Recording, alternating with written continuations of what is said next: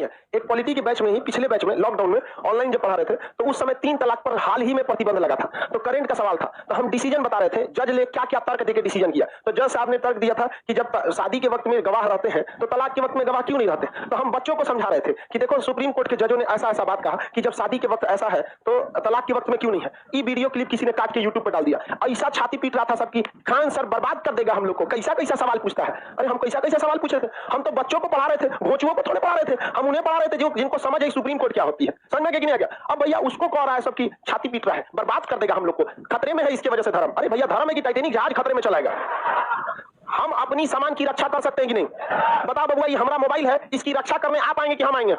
तो दुनिया में जितना भी धर्म है ना वो भगवान का धर्म है, वो अपनी धर्म की रक्षा कर लेगा। अपने को भगवान से ऊपर मत समझिए, इतनी भी इंसान की हैसियत नहीं हो गई कि भगवान की संपत्ति को बचाने अदना सा इंसान चल गया हम धर्म बचाएंगे। बहुत बड़ा परिवार बचा ले बहुत है, धर्म बचाएंगे लोग। यहाँ पर धर्म बचा सकता है, ऊपर वाले का धर्म होता है। समझा कि नहीं। रावण भी जब अत्याचार कर रहा था तो कोई आदमी गया था बचाने, कौन आए थे? राम जी। कौरवों का जब अत्याचार हुआ था तो कौन आदमी गया था? वैसे होगा उसी तरह पृथ्वी पर जब भी अत्याचार होगा फिर भगवान आएंगे लोग। अब की बार आएंगे कल की महाराज साफ पाकिस्तानी वाले। समझ में कि नहीं आ गया। अब इमरान खान को ही देखो, वो 64 साल की शादी में अपनी उम्र में तीसरी शादी किया, और मीडिया के इंटरव्यू में जो तीसरी शादी किया उसका कारण क्या नाम था, कह रहा था ये मेरी जिंदगी है।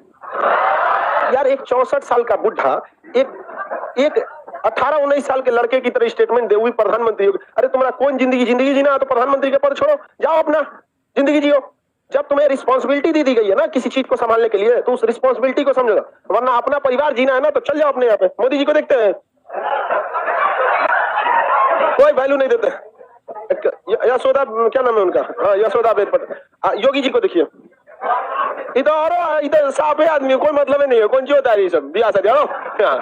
तो इसका बहुत ज्यादा क्या हुआ, मिसयूज हुआ। जन्म के आधार पर नागरिकता का सर्वाधिक मिसयूज हुआ। अतः इसमें पहला संशोधन किया गया 1900 होने लगता है। यहाँ समझ लगे कि नहीं। पंजीकरण का भी मिसयूज हो सकता है कि नहीं हो सकता, हो सकता है। आतंकवादियों के लिए 7 साल कौन सा बड़ा समय होता है, क्योंकि आतंकवादियों का एक बड़ा वेल ट्रेंड ऑर्गेनाइजेशन चलता है। वो लोग शादी करेंगे भारत में किसी के साथ तो भारत में शादी करना बहुत नॉर्मल हो जाता है। यहाँ तो ऐसे भी बाप है सब जो अपनी बेटी को बेच देता है सब। मतलब समझिए, बेचने का मतलब केवल पैसा से नहीं बेचना। लड़की का उम्र है 17 साल 18 साल, कोई आदमी बिजनेसमैन वाला करोड़पति है, फॉर्च्यूनर गाड़ी है, बंगला है, 42 साल उम्र है, नहीं देखेगा कि लड़की की अपनी पर्सनल जिंदगी भी कुछ होती है, ब्याह कर दो। बेचना ही नहीं होता है उसको, उसकी अपनी पर्सनल जिंदगी नहीं है। कोई कमा लियो, आपको कमाने के लिए जितना जीवन में आप कमाइएगा, याद रखिए जीवन जीने के लिए उसका केवल 10% यूज कर पाइएगा, 10% भी नहीं यूज कर पाइएगा। तो ऐसे कर देता है लोग यहाँ पर बियाह शादी, उस लड़की सब बेचारी वही पहुंचती है सब, सुसाइड टुसाइड कर लेगी सब, उसका अपना पर्सनल जिंदगी है कि नहीं। तो भारत में गरीबी इतना ज्यादा है, आतंकवादी आएगा सब, किसी भी गरीब उरीब से क्या कर लेगा, शादी कर लेगा सब, बाप को दे देगा सब 2-3 लाख रुपया, अपने टाई हुई लगा के खूब अच्छा से रहेगा, उसको मानेगा भी ठीक ठाक से, क्योंकि उसका तो चाल कुछ और है। अब भारत की नागरिकता मिल गई, बस हो गया, नागरिकता मिल गया, भारत में सब काम हो गया। और भारत के अगर नागरिक नहीं है तो सिम कार्ड खरीदने जाइएगा तो क्या लगेगा, आधार कार्ड लगेगा। अब बताइए भारत में, आप कल्पना कीजिए भारत में कोई 80 करोड़ मुसलमानों को अकेला गाली सुनवाता है, पाकिस्तानी है, जैसे करके पाकिस्तानी मिल जाता तो हम पुलिस को नहीं देते। आई कार्ड लेने आए थे, आधार कार्ड दिए थे। अब बताइए अगर आप विदेश में जाएंगे या कोई विदेशी आता है ना तो पासपोर्ट दिखाता है, क्या दिखाता है, पासपोर्ट। उस पासपोर्ट के आधार पर उसको क्या मिलता है, सिम कार्ड। और उस सिम कार्ड की भयानक सर्विलांस होती है कि इंडिया का नहीं है, उसका स्पेशल कोटा होता है उसका। समझा गया।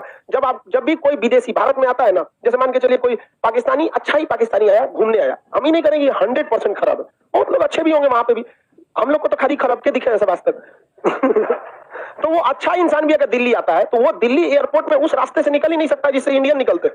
विदेशी को लिए गेटे अलग रहता है, इमिग्रेशन रूम कहते हैं, वहां के फॉर्म भरेगा कि हम पाकिस्तान से हैं, इतना दिन रहना है, सब काम यही सब है। और वहां से निकलेगा ना तो पाकिस्तानी रुपया देगा तो उसको गांधी जी वाला मिलेगा, ना तो जिन्ना वाला लेके आया, फिर उसको क्या मिलेगा, गांधी जी वाला। और उसके बाद उसको सिम कार्ड अलॉट होगा, और सिम कार्ड की ज्यादा वैलिडिटी नहीं रहती है। जितना दिन का वीजा, मान के चले 3 महीना के लिए ना, 3 महीना में सिम कार्ड खत्म हो जाएगा वहां पे, और उसका सर्विलांस बहुत तगड़ा होता है। तो वो कोई क्राइम वाइम कर पाएगा, पहले ही से उन नजर पे।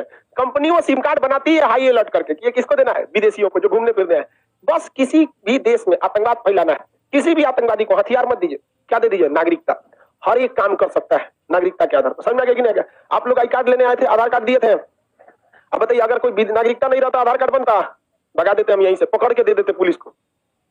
देखिए ये पाकिस्तानी है, जैसे करके पाकिस्तानी मिल जाता तो हम पुलिस को नहीं देते।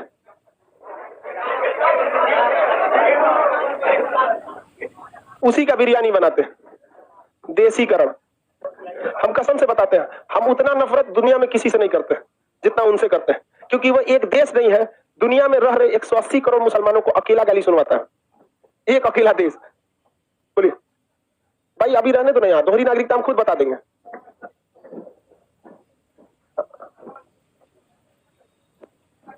क्या मिलेगा?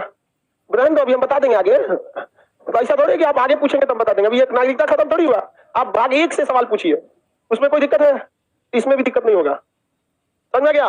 आप ध्यान से रखिए, हमारे पास एप्लीकेशन पे आए टाइम पे वर्तमान में 23 लाख स्टूडेंट, 23 लाख, और हम पढ़ाते वक्त में ये ध्यान रखते हैं कि यदि 1% विद्यार्थियों को भी डाउट हो जाएगा ना तो हम मर जाएंगे उनका डाउट क्लियर करते करते।